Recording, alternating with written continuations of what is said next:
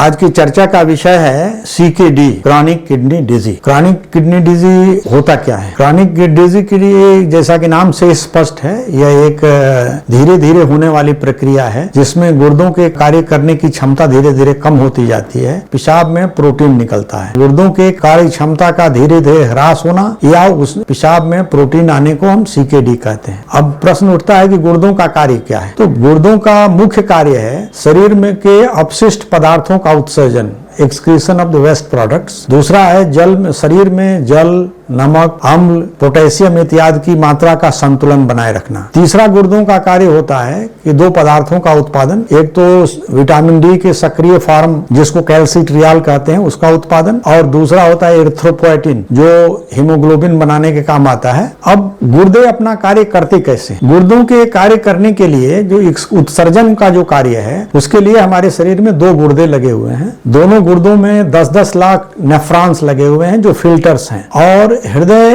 1 minute में करीब 5 litre blood पूरे शरीर को सप्लाई करता है। उस 5 लीटर रक्त का 1.25 भाग या 1 लीटर 1/4 या 1/5 भाग गुर्दों से होकर जाता है। जब यह रक्त गुर्दों से होकर जाता है तो गुर्दे अपने ये 20 लाख फिल्टर्स के द्वारा उसका 120 ml मतलब 5 लीटर का 120 ml छान करके अलग कर लेते हैं, और इस छाने हुए भाग में अन्य पदार्थों के साथ शरीर के अपशिष्ट पदार्थ भी होते हैं। और 1 मिनट में 120 ml जो 1.25 लीटर ब्लड से जो द्रव छाना जाता है उसको ग्लोमेरुलर फिल्ट्रेट कहते हैं, और इसकी छानने की गति को ग्लोमेरुलर फिल्ट्रेशन रेट कहते हैं। यही गुर्दों के कार्य करने की क्षमता है। मतलब अगर GFR 120 ml पर मिनट है तो इसका अर्थ यह है कि गुर्दे पूर्ण क्षमता के साथ कार्य कर रहे हैं। अगर इस छानने की गति में कमी आती है तो उसको हम लोग गुर्दों की क्षमता का ह्रास कहते हैं, और अगर यह धीरे धीरे होता है तो इसको सीकेडी या क्रॉनिक किडनी डिजीज कहते हैं।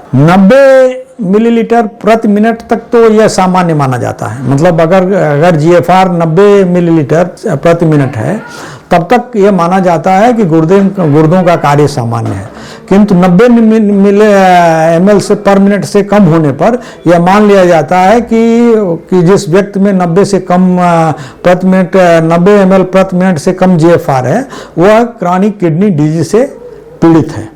तो एक तो ये उत्सर्जन पदार्थों की छानने की क्षमता की बात हुई। दूसरा होता है कि ये 120 ml छने हुए द्रव का होता क्या है? 120 ml छने हुए द्रव का 99% भाग नेफ्रॉन पुनः शरीर से वो फिर अवशोषण करके एब्जॉर्ब करके रक्त में वापस कर देते हैं। बचा हुआ 1% भाग जो है मूत्र बनकर शरीर से बाहर निकल जाता है, और इस 1% भाग या मूत्र में जो दिन भर में करीब 1.5 लीटर से 2.5 लीटर के करीब होता है उसमें शरीर के समस्त अवशिष्ट पदार्थ होते हैं। नमक, अम्ल, जल को संतुलन को बनाए रखना। तो इसके लिए शरीर में जल और नमक की मात्रा के अनुसार ये नेफ्रॉन जो है ये छने हुए द्रव को पुनः अवशोषित करने की मात्रा को कम या अधिक करते रहते हैं। जैसे किसी को पानी की कमी है, बहुत देर से पानी नहीं पिया है, धूप में चल रहा है, उसको डायरिया हो रही है, उल्टी हो रही है, तो इस दशा में गुर्दे 99% से भी अधिक भाग को अवशोषित कर लेते हैं। GFR के अधिक से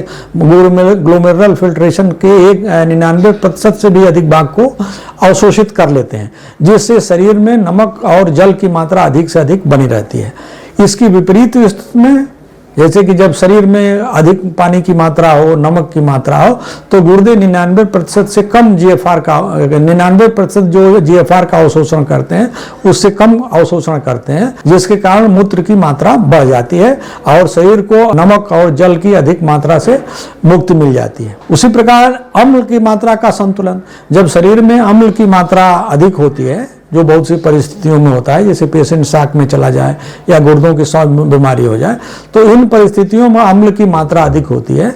उस समय गुर्दे जो के नेफ्रॉन जो हैं वो अधिक से अधिक अम्ल को यूरिन में निकालते हैं और शरीर को अम्ल की दशा में या एसिडिटी से मुक्ति दिलाते हैं। वही हालत पोटेशियम की भी है। गुर्दों से पोटेशियम, गुर्दों के खराब होने पर पोटेशियम एकत्रित होने लगता है, और सामान्य दशा में करीब पोटेशियम का जो लिया हम लोग लेते हैं उसका 90% अवशोषित कर लिया जाता है, 90% निकाल दिया जाता है, और खराब होने की दशा में उसको निकालने की विशेष व्यवस्था होती है जब गुर्दे अधिक से अधिक पोटेशियम को निकालते बढ़ते हैं। तीसरी जो स्थिति होती है वो एक यूरिन जो नेफ्रोमिनरल फिल्ट्रेट आता है उसमें प्रोटीन की मात्रा बहुत कम होती है। यह प्रोटीन करीब 24 घंटे में जो मूत्र बनता है उसमें 150 मिलीग्राम से लेकर के 200 मिलीग्राम तक ही प्रोटीन आता है। इससे अधिक मात्रा में अगर प्रोटीन उसमें आता है तो उसको प्रोटीनूरिया कहते हैं। और प्रोटीनूरिया भी क्रॉनिक किडनी डिजीज का प्रमाण है। अगर किसी की यूरिन में 200 मिलीग्राम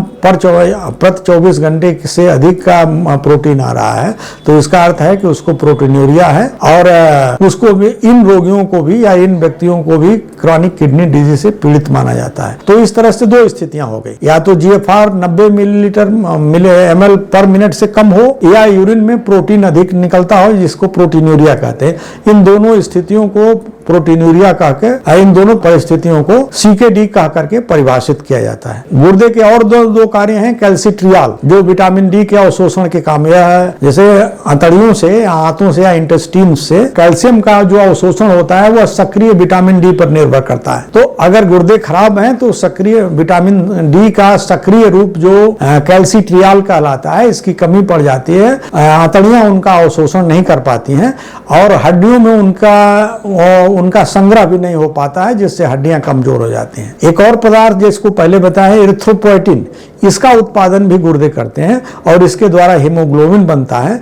गुर्दों के खराब होने के साथ इरिथ्रोपोएटिन का उत्पादन भी कम हो जाता है जिसके कारण सीकेडी के रोगी को एनीमिया होती है। अब आगे है कि सीकेडी होता कैसे है। सीकेडी की प्रक्रिया में नेफ्रॉन्स की संख्या धीरे धीरे कम होती जाती है। उनके नमक, जल और अन्य पदार्थों के अवशोषण या सिक्रीशन या स्राव की क्षमता कम होती जाती है जिसके कारण विभिन्न तरह के पदार्थ शरीर में इकट्ठा होने लगते हैं। तो अगर नेफ्रॉन्स की संख्या कम होने के कारण जो ग्लोमेरुलर फिल्ट्रेशन कम हो जाता है, जीएफआर कम हो जाता है जिसके कारण शरीर में अपशिष्ट पदार्थ एकत्रित होने लगते हैं। उसी तरह नेफ्रॉन्स की संख्या कम होने के कारण शरीर में पानी, नमक की कमी या अधिकता की अवस्था में जो गुर्दों के पास को नियंत्रित करने की क्षमता है, जैसे शरीर में पानी या नमक की कमी है तो कम मूत्र बनाना, या शरीर में नमक या पानी की मात्रा अधिक है उसमें कम अवशोषण करके अधिक मूत्र बनाना, ये क्षमता भी कम हो जाती है। और इन दोनों की कमी तो हो ही जाती है। ये जो कैल्सिट्रियाल विटामिन डी के सक्रिय रूप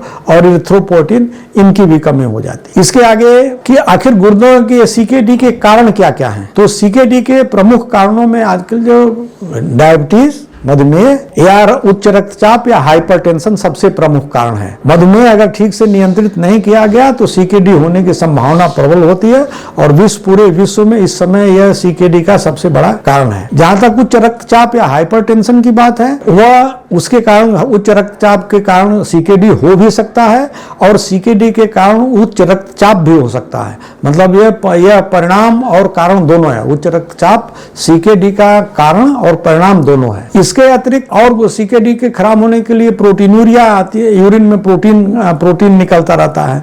तो प्रोटीन के निकलने का कारण शरीर में तमाम तरह की समस्याएं पैदा हो जाती है। जीएफआर या नेफ्रॉन्स के कम होने से, जीएफआर जब कम होता है तो अपशिष्ट पदार्थ या वेस्ट प्रोडक्ट्स का संग्रह धीरे धीरे बढ़ता जाता है जिसके कारण शरीर में अनेक प्रकार के लक्षण उत्पन्न होने लगते हैं। वो शरीर पूरा विषाक्त हो जाता है इन अपशिष्ट पदार्थों के कारण। इसके अतिरिक्त जल और नमक के अवशोषण की मात्रा जैसे पहले बताया गया है उसमें क्षमता में कमी आ जाती है। तो प्रारंभ में जल और नमक के अवशोषण की क्षमता की कमी के कारण जो है मूत्र अधिक मात्रा में बनता है, इसलिए रोगी को बार बार रात को पेशाब करने जाना पड़ता है। लेकिन जब नेफ्रॉन्स की संख्या बहुत अधिक कम हो जाती है तो उस दशा में अपशिष्ट पदार्थों की तरह जल और नमक का भी संग्रह होने लगता है और शरीर में उसके कारण सूजन बढ़ जाती है या रक्तचाप बढ़ सकता है।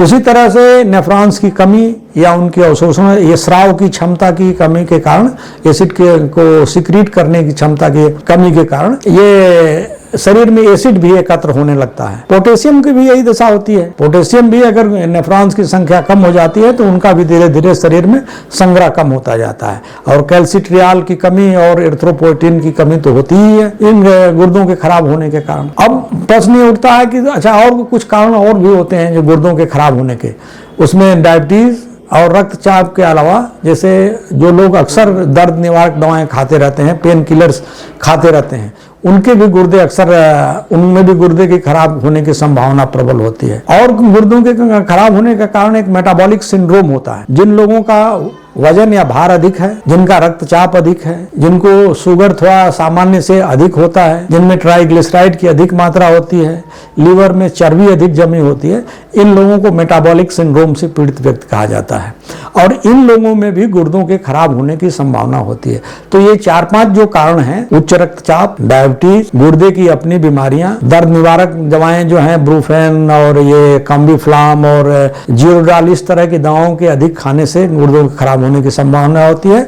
और मेटाबॉलिक सिंड्रोम, ये सीकेडी के लक्षण क्या होते हैं? सीकेडी के लक्षण, इनको जो गुर्दों के खराब होने की प्रक्रिया में जो भी कारण है, उन्हीं के आधार पर इनके लक्षण भी उत्पन्न होते हैं। इससे पहले तो नेफ्रॉन्स की कमी के कारण जीएफआर कम होता जाता है। जीएफआर जब कम होता जाता है तो अपशिष्ट पदार्थ इकट्ठा होने लगते हैं। इन अपशिष्ट पदार्थों के कारण भूख की कमी, थकावट, मिचली, उल्टी, किसी किसी को हिचकी या खुजली या वजन की कमी, ये सब लक्षण पैदा होने लगते हैं।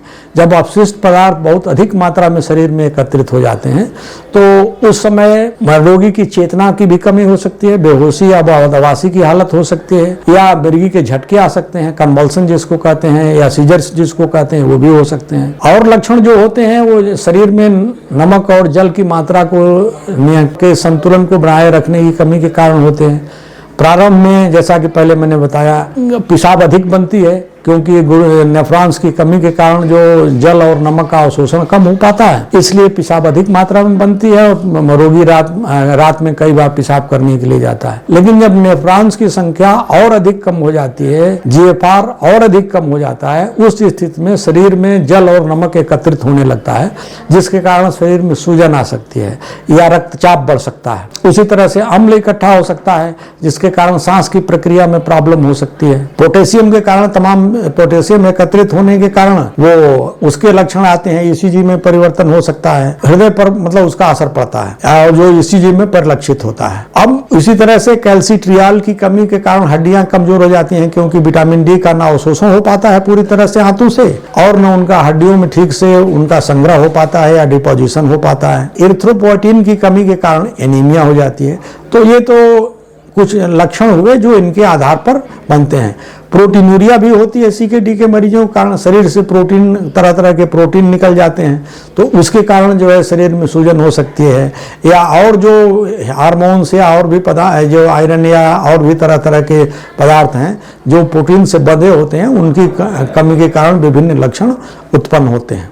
अब इनका निदान, जैसे सीकेडी का निदान कैसे किया जाए, तो सीकेडी के निदान के लिए एक तो पहला डायग्नोसिस, उसके लिए पहला तो है कि आप लक्षणों पर ध्यान दिया जाए। तो लक्षणों को ध्यान देने के आधार पर यदि लगता है कि भाई रोगी को सीकेडी हो सकता है, तो फिर उसमें कुछ टेस्ट किए जाते हैं। टेस्ट में सबसे पहले एक यूरिन में अगर प्रोटीन आ रहा है, प्रोटीनूरिया है, तो 24 घंटे में अगर 200 मिलीग्राम से अधिक प्रोटीन आ रहा है तो इसका मतलब रोगी को सीकेडी है। दूसरा होता है यूरिया और सीरम क्रिएटिन। यूरिया और सीरम क्रिएटिनिन भी शरीर के वेस्ट प्रोडक्ट या अपशिष्ट पदार्थ होते हैं जो गुर्दों द्वारा शरीर के से निकाले जाते हैं। अगर इनके रक्त में मात्रा बढ़ रही है तो इसका अर्थ यह है कि गुर्दे पूरी तरह से अपना कार्य नहीं कर रहे हैं, जीएफआर कम हो रहा है।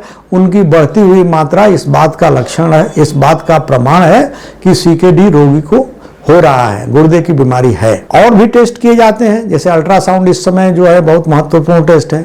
वह मात्र ये भी नहीं बताता है कि गुर्दे कितने खराब हो चुके हैं या सीकेडी के क्या क्या लक्षण है, सीकेडी के कारणों का भी उससे पता लग जाता है अल्ट्रासाउंड से।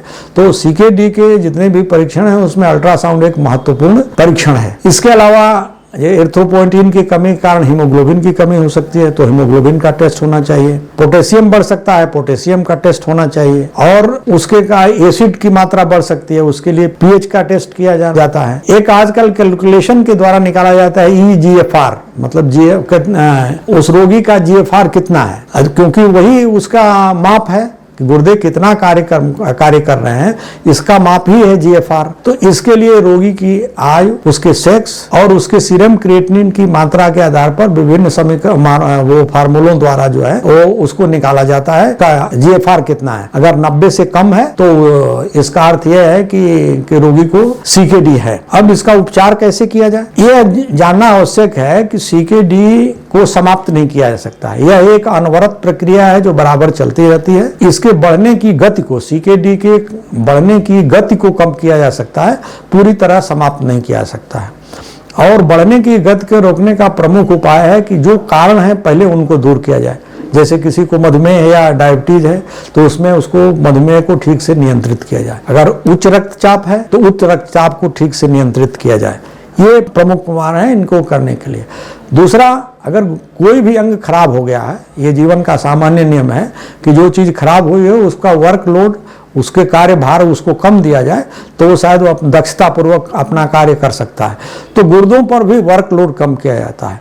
अब शरीर के अधिकांश अपशिष्ट पदार्थ प्रोटीन द्वारा बनते हैं, तो प्रोटीन की मात्रा अगर गुर्दे के रोगी कम मात्रा में लें तो अपशिष्ट पदार्थ का उत्पादन भी कम होगा और गुर्दों को कार्य करने का भार भी कम होगा और इस तरह से वो अपना कार्य अच्छी ढंग से कर सकते हैं। अब प्रोटीन जैसे वाले मुख्य पदार्थ हैं मांस या मीट, अंडा, दूध, दाल, ऐसे पदार्थों में प्रोटीन की मात्रा अधिक होती है और इनका कम सेवन किया जाना चाहिए। दूसरी बात है कि जैसे जल और नमक की मात्रा का नियंत्रण, तो प्रारंभ में जब GFR थोड़ा 90 से लेकर के 60 वगैरह तक हो, उस बीच में पेशाब जब अधिक होती है तो रोगी को पर्याप्त मात्रा में पानी और नमक लेना चाहिए। जितना पेशाब होती है उसके अनुसार पानी और नमक लिया जाना चाहिए। लेकिन जब GFR बहुत अधिक कम हो जाता है तो शरीर में पानी और नमक का संग्रह प्रारंभ हो जाता है। उस दशा में पानी और नमक का कम लेना चाहिए। और अक्सर यह बताया जाता है कि जितना पेशाब होती है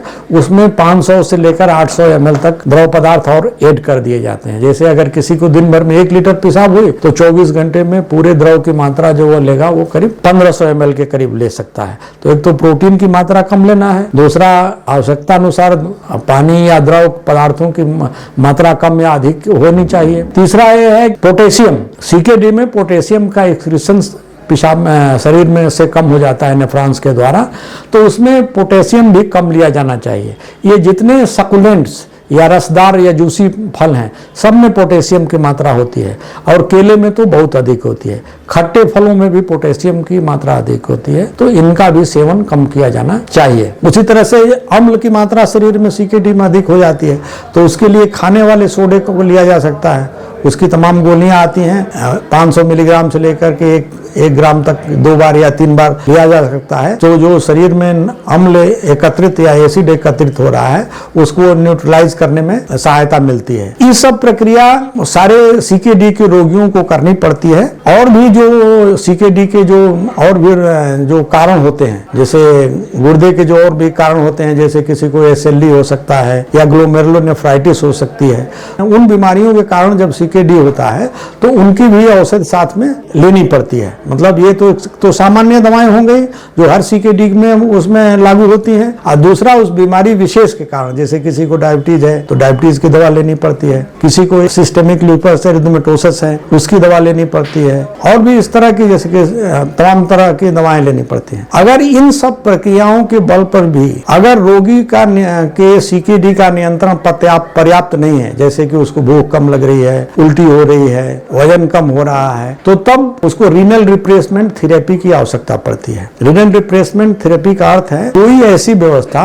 जो खराब गुर्दों का स्थान ले सके, और इसमें 2 ही चीजें हैं, या तो डायलिसिस है या गुर्दे बदल दिए जाएं। तो जैसी आवश्यकता होगी या मरीज के रोगी के पास जैसी सुविधा होगी, जैसी उसकी आर्थिक स्थिति होगी या उसके शरीर डॉक्टर की जो राय होगी उसके अनुसार या तो उसको नियमित डायलिसिस करानी पड़ती है या फिर उसका गुर्दा बदल दिया जाता है। अब उठता है कि भाई इनके रोकथाम कैसे किया जाए CKD का, तो CKD के रोकथाम का ये सबसे बड़ा मतलब उसके रोकथाम का रास्ता यही है कि अगर कोई रोगी ऐसे बीमारियों से पीड़ित है जिसमें CKD के होने की संभावना है तो उसको अच्छी तरह से नियंत्रित किया जाना चाहिए। जैसे डायबिटीज है तो डायबिटीज को अच्छी तरह से नियंत्रित किया जाना चाहिए, उसका टारगेट लेवल पर ब्लड शुगर होना चाहिए। अगर रक्तचाप है तो उसका रक्तचाप 130/80 से अधिक नहीं होना चाहिए। अगर SLE की बीमारी है तो उसका ठीक से होना चाहिए। ग्लोमेरुलोनेफ्राइटिस है तो ग्लोमेरुलोनेफ्राइटिस का, इन सब सारी चीज़ों का उपचार ठीक से करना ही उसकी रोकथाम का साधन है। तो एक संक्षेप में CKD के विषय में हर व्यक्ति को इतना जानना चाहिए, और हमारी समझ से इतना जानना एक सामान्य व्यक्ति के लिए पर्याप्त है। इतना जो मैंने CKD के विषय में आपको बताया, आपको कैसा लगा, इसमें और क्या चीज आपके समझ में आई, क्या नहीं आई, कुछ और भी प्रश्न पूछना हो या आपको इस तरह के जो बताया गया है उसके आधार पर कुछ अपने अंदर लक्षण दिखाई पड़ रहे हो, तो आप इस विषय में पैनेसिया हॉस्पिटल से संपर्क स्थापित कर सकते हैं। धन्यवाद।